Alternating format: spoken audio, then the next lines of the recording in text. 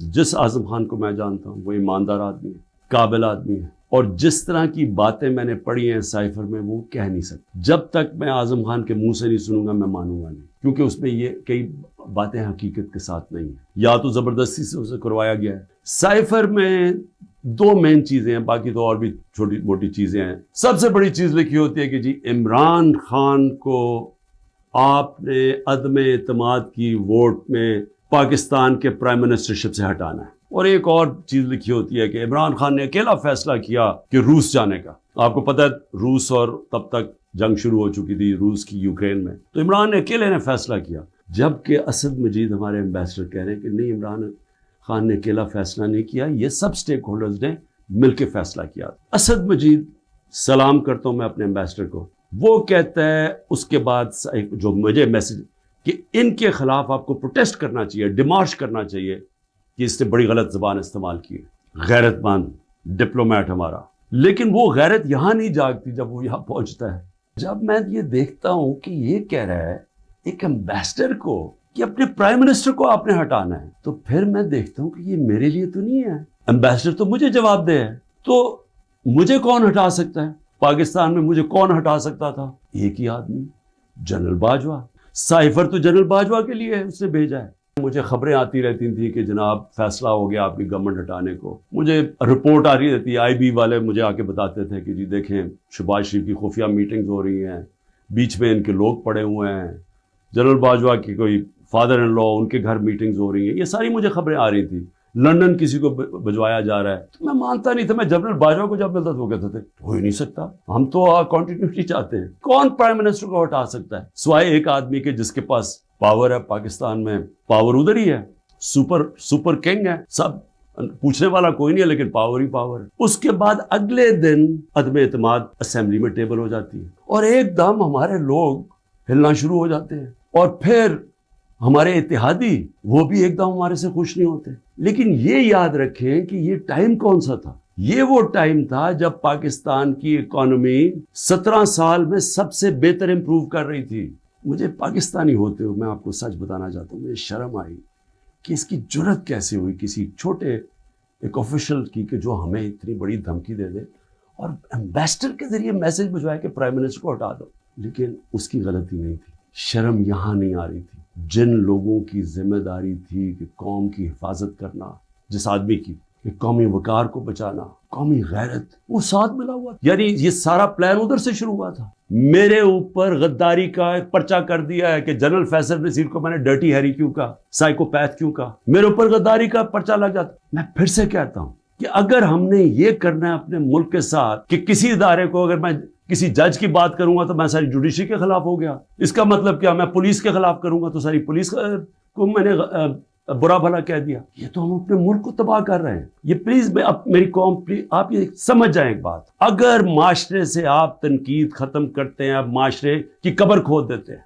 Chief justice صاحب کو میں نے وہ سائفر بھیجا کہ جی اس کے اوپر انکوائری کروائیں، نیشنل سیکیورٹی کاؤنسل کے سامنے رکھا، نیشنل سیکیورٹی کاؤنسل کے سامنے 30 مارچ کو میں نے رکھا کہ جی یہ ہے، سارے آرمی چیفز بیٹھے ہوئے تھے، سروس چیفز بیٹھے ہوئے تھے، سب کے سامنے رکھا کہ یہ اس نے لکھا ہے، اور آپ کا ایمبیسڈر کہہ رہا ہے کہ ان کو پروٹیسٹ کرو کہ یہ کسی کی جرت نہیں ہونی چاہیے اس طرح کا، کسی بھی ایک ملک کو، آزاد ملک کو اس طرح کا زبان استعمال کرنی۔ انہوں نے کہا جی ہاں مداخلت تو ہوئی ہے، تنقید کی، امریکہ کو پروٹیسٹ بھی کیا نیشنل سیکیورٹی کاؤنسل نے 30 مارچ کو۔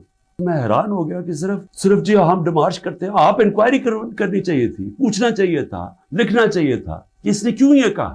اور انکوائری جب ہونی تھی تو ایک آدمی نے سامنے آ جانا تھا، جنرل باجوہ نے۔ مسلسل یہ جناب ان کی میٹنگز ہوتی تھی، ان کی وہ چارج افیئر سے ملتے تھے۔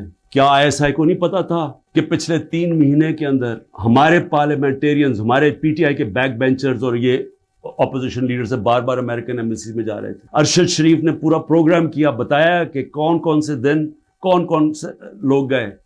راجہ ریاض کا بتایا گیا، کیا راجہ ریاض وہاں فورن پالیسی ڈسکس کرنے گیا تھا؟ جو سب سے پہلے بھاگے وہ امریکن ایمبیسی جا رہے تھے، کیا ان کو نہیں پتا تھا؟ اس کے حصہ تھے، سازش ہو رہی تھی کسی طرح عمران خان کو راستے سے ہٹایا جائے۔ امریکہ کی ایک بات سمجھ ہے، امریکہ جو ہے وہ اپنے مفاد کے لیے فیصلے کرتا ہے، وہ دوستیاں نہیں نبھاتا۔ امریکہ اپنے انٹرسٹ کو پروٹیکٹ کرتا ہے۔ ہمارا کام ہے ہم اپنے انٹرسٹ پروٹیکٹ کریں. سائفر پہ کیا لکھا کہ عمران خان خود روس گیا ہے. میں عمران خان نے خود روس کیوں جانا تھا؟ فورن آفس نے مجھے کہا, بیٹھ کے مشاورت ہوئی, ہم نے سارے پاکستان کے ایکس فورن سیکرٹریز کو بلایا, سب نے کہا کہ آپ کا رشیا جانا بہت ضروری ہے, ہمیں اپنے تعلقات ٹھیک کرنے چاہیے. پھر ہمیں 20 لاکھ ٹن گندم چاہیے تھی ان سے, وہ ہم بات کرنا چاہتے تھے کنسیشن میں سے. اس کے بعد جب ٹینشن ہوئی یوکرین سے تو تیل کی قیمتیں آسمانوں پہ چلی گئیں, کموڈیٹی سپر سائیکل آ گیا.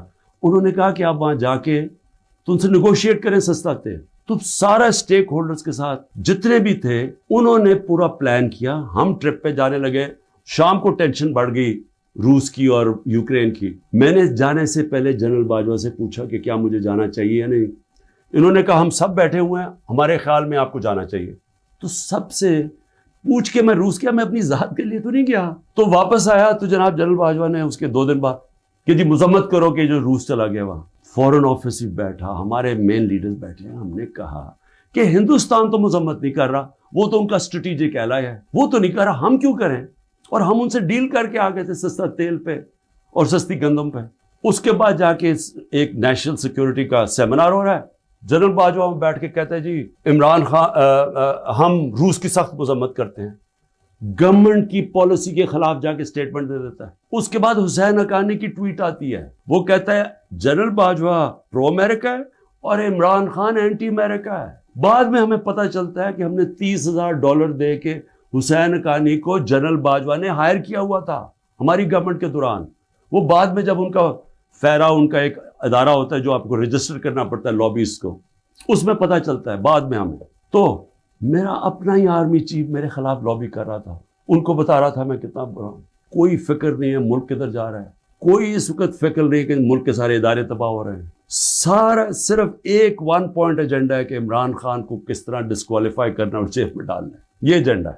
اس کے اندر یہ سائفر بھی آ گیا.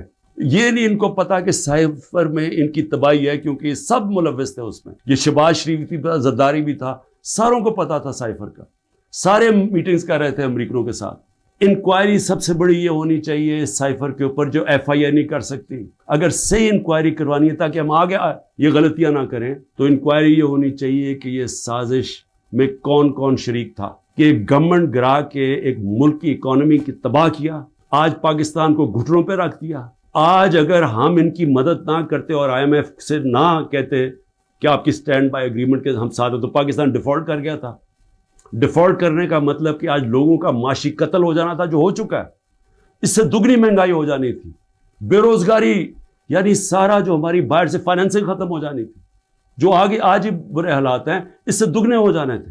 ساری دنیا میں خبر دیکھا کہ مجھے ایک مجرم کی طرح پکڑ کے لے کے جا رہے ہیں, تو میرے اوپر 30 کیس ہو جاتے ہیں. جب میں 4 دن بند ہوتا ہوں اندر, جب جیل کے اندر, تو 30 کیس میرے اوپر ہو جاتے ہیں کہ جی میری وجہ سے وہ جو رد عمل آیا. اور رد عمل نہیں آنا تھا کہ جب آپ ناانصافی کرتے ہیں, جو سپریم کورٹ کہتا ہے ناانصافی ہے, وہ جو بےچارے نکلتے ہیں پرامن مظاہرے کرنے کے لیے جو 27 سال سے ہم نے کیے ہیں, ان کے اوپر گولیاں چلاتے ہیں.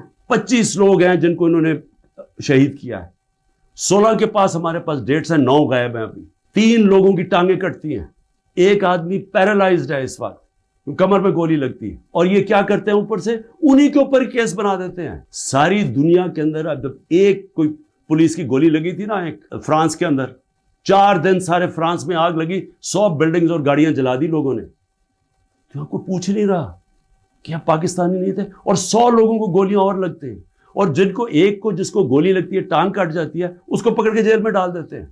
حکومتیں چلتی ہیں اخلاقی قوت پہ, ڈنڈے مار کے جانور چلتے ہیں, ڈنڈے مار کے نہیں چلوا سکتے آپ لوگوں کو. اگر آپ یہ سمجھتے ہیں کہ اس کی ظلم کی وجہ سے یہ چوروں کو تسلیم کر لے گی قوم, جو 30 سال سے ملک کو لوٹ رہے ہیں, جن کے پیسے باہر پڑے ہیں, جن کی سارا یہ جیسے انہوں نے اقتدار سے لے کے پھر باہر بھاگ جانا ہے, تو اگر یہ سمجھتے ہیں کہ لوگ اس خوف کی وجہ سے ان کو تسلیم کر جائیں گے, مجھے ترس آ رہا ہے ان لوگوں کے اوپر جن کی یہ سوچ ہے.